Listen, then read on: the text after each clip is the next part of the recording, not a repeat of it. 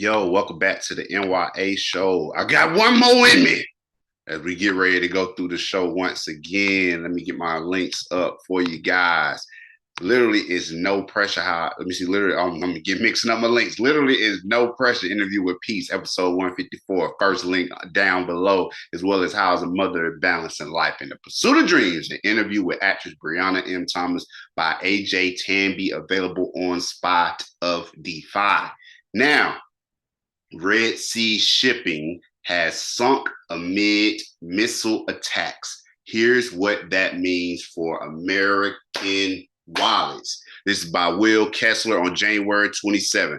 Global shipping has been thrown into disarray by attacks from Iran-backed Houthi militants in the Red Sea, adding expenses and travel time to freight companies, which will eventually be passed down to American consumers, according to experts who spoke to the Daily Caller News Foundation. The number of weekly transits traveling through the Suez Canal in the Red Sea has dropped 42% over the last 2 months, with the route typically being responsible for around 12% of global trade, according to the United Nations Conference of Trade and Development. Extra expenses due to the disruption have led to higher shipping costs across multiple factors for freight companies, which will ultimately be passed down to the consumers, leading to higher prices and greater inflations. This is what the experts are saying. Many shipping companies have already instead sending their routes around the Cape of Good Hope in South Africa, adding around 10 days to travel times and requiring more fuel and greater labor expenses, according to Reuters. The resulting need for fuel is expected to add 1 million in extra expenses for every round trip between Asia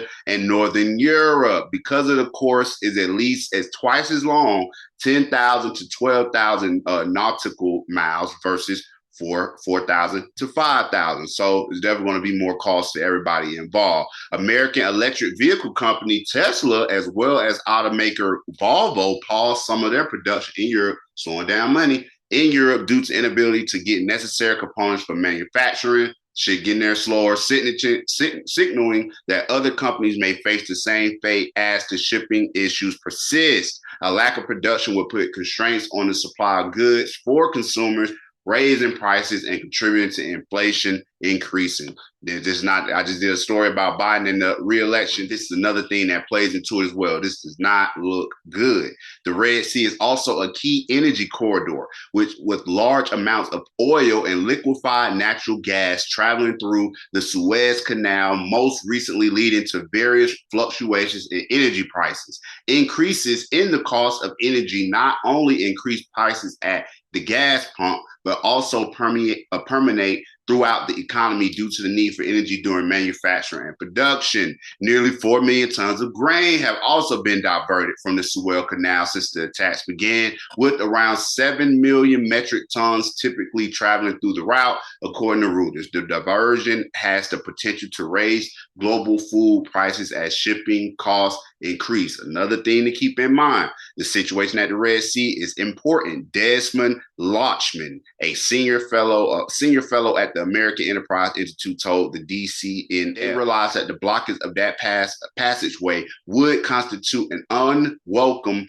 inflammatory shock to the world economy. In an attempt to alleviate risk in the Red Sea, the U.S. established Operation Prosperity Guardian, targeting the Houthi rebels in Yemen. As you guys know, they attacked them a couple weeks ago. The U.S. and the United Kingdom have since launched an attack targeting an underground storage site where drones and missiles were being housed, while also deflecting missile attacks towards ships. So they're trying to beat off the thing that they have to do is get to where the missiles are stored and attack those and get rid of those. Because if you're just focusing on battling the ones that they're putting up in the sky, which are not that cost, that doesn't cost them that much to make them. We put these it's costing us more using our high power stuff to shoot them out. So it's better to get to the source of where they're getting their stuff from and just take out the weapon. Global shipping is also facing increased costs from a severe drought in the Panama Canal, another widely used shipping passage in the Americas, according to the Associated Press. Authorities have had to cut the number of ships allowed through the passage by 36%, forcing them to go around the southern tip of South America or have to wait to be let through the canal. The issues in the Panama Canal involve a drought, resulting in fewer vessels being able to travel through. Typically, some 90 to 100 ships pass through the canal each week, but the lower water levels have reduced the number by between, let's say, 50.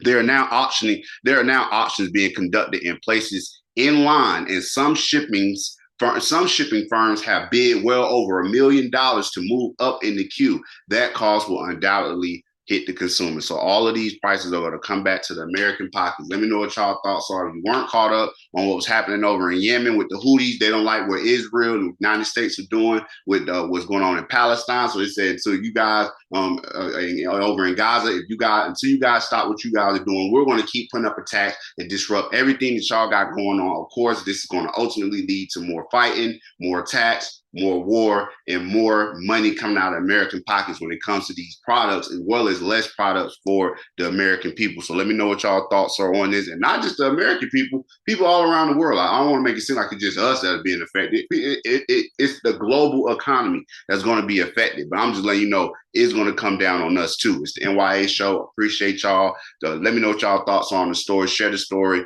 Get it around to your friends, your mama, your grandma, your dad, your granddaddy. It's the N.y.a show, and I appreciate you.